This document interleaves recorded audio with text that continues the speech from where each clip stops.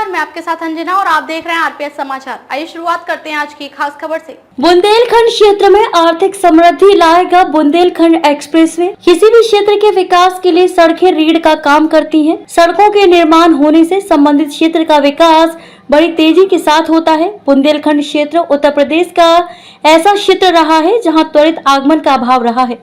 पथरीला क्षेत्र होने के कारण क्षेत्रवासियों को कई तरह की कठिनाइयां आती थी। प्रदेश के मुख्यमंत्री योगी आदित्यनाथ जी ने बुंदेलखंड के विकास के लिए विशेष पैकेज दिए और इस क्षेत्र में सिंचाई के लिए जहां बांधों, नलकूपों में तालाबों का निर्माण कराया है, वहीं पेयजल परियोजनाएं पूर्ण कर ग्रामवासियों को जल आपूर्ति की जा रही है। बुंदेलखंड क्षेत्र के सर्वांगीण विकास के लिए प्रदेश सरकार द्वारा बुंदेलखंड एक्सप्रेसवे का निर्माण कराना प्रदेश सरकार द्वारा बुंदेलखंड वासियों को बहुत बड़ा तोहफा दिया गया है, जिसे उस क्षेत्र की आने वाली पीढ़ी सदैव याद रखेगी। यह एक्सप्रेसवे बुंदेलखंड के जनपद चित्रकूट, बांदा, महोबा, हमीरपुर, जालौन से गुजरते हुए औरैया व जनपद इटावा में लखनऊ आगरा एक्सप्रेसवे में जुड़ जाता है। बुंदेलखंड एक्सप्रेसवे विकास का पहिया है।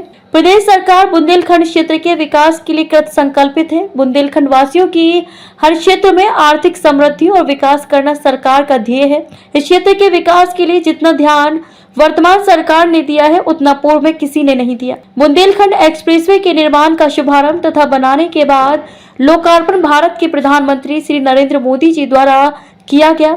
यह एक्सप्रेसवे 296 किलोमीटर लंबा है। ये जनपद चित्रकूट, बांदा, महोबा, हमीरपुर, जालौन, औरैया होते हुए इटावा जनपद में लखनऊ आगरा एक्सप्रेसवे में मिलता है। अभी ये 4 लेन का है, जिसे आगे चलकर 6 लेन भी बनाया जाएगा। इसमें 4 रेलवे ओवरब्रिज, 14 बड़े पुल, 7 रैंप प्लाजा, 268 छोटे पुल, 18 फ्लाईओवर और 214 अंडरपास बने हैं। इस एक्सप्रेसवे को समयांतर्गत पूर्ण कर लिया गया है। इस एक्सप्रेसवे के बनने से बुंदेलखंड के 138 ग्राम और औरैया व इटावा के 44 ग्रामों का सीधा जुड़ाव हो गया है। इस क्षेत्र के लोगों का चतुर्दिक विकास हो रहा है, किसानों का हो रहा है फायदा। बुंदेलखंड एक्सप्रेसवे के बनने से बुंदेलखंड क्षेत्र के किसानों को लाभ मिल रहा है। किसानों को उनकी उपज की फसलें मंडियों तक पहुंचाने में शीघ्रता हो रही है। स्थानीय फसल, फल, फूल, सब्जियों, दूध आदि जल्द खराब होने वाली फसलों को बाजारों, मंडियों तक पहुंचाने में शीघ्रता और ताजी होने पर सही मूल्य भी मिल रहा है। यदि किसान अपनी उपज को बाहर की मंडियों, शहरों में बेचना चाहेगा तो उसका भी उसे फायदा मिलेगा।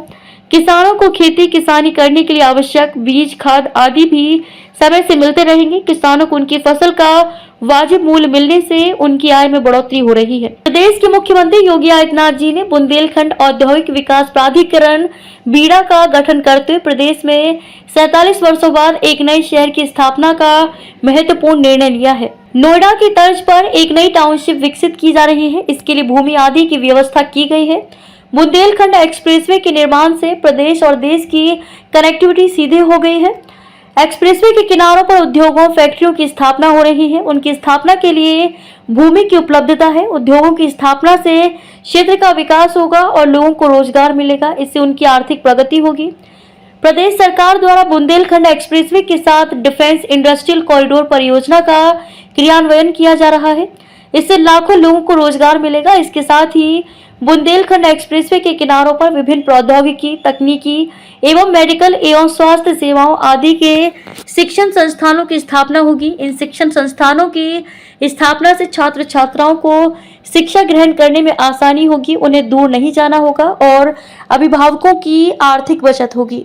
खबरों में अब तक के लिए बस इतना ही। फिर होगी आपसे मुलाकात कुछ ऐसी खास खबरों के साथ। तब तक के लिए नमस्कार और देखते रहिए आरपीएस समाचार।